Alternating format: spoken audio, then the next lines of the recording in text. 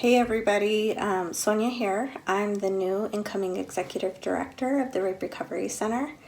I just wanted to take a moment to first acknowledge that the land that the Rape Recovery Center and I occupy has always been Indigenous lands. I'm also here to just kind of give a little introduction to myself, tell you a little bit about me, and then also what is happening at the center. So first, about 13 years ago, I walked into the RRC office to be interviewed for an admin assistant job. I was getting ready to start graduate school and leaving my job as a caseworker at the Division of Child and Family Services.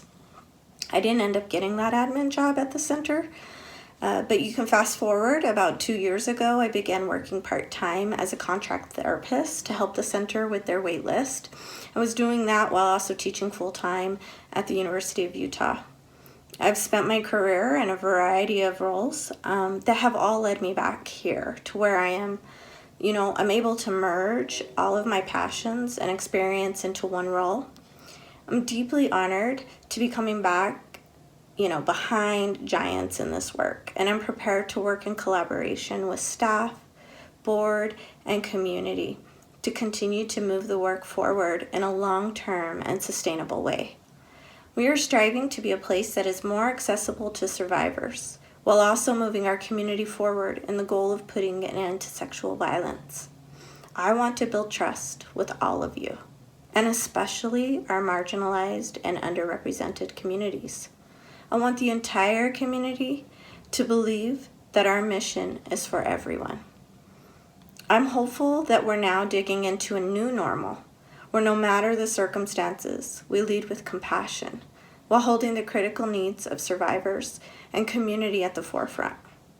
While we have physically been distancing, we're also humbled by the creative ways that our community has found to connect during this time. Whether it's through our virtual advocacy and therapy appointments, 24-hour bilingual crisis lines, or our first ever virtual Sexual Assault Awareness Month, we are working collectively. I'm proud of how hard everyone has been working to ensure the needs of survivors are centered. I want you to remember, if you or anyone you know is in need of sexual assault services, know that our 24-hour crisis line is available in English and Spanish and in 150 languages through our translation services. If you or anyone you know needs to receive a forensic exam, you can visit the nearest hospital or schedule a clinic with the Family Justice Center by calling 801-537-8600.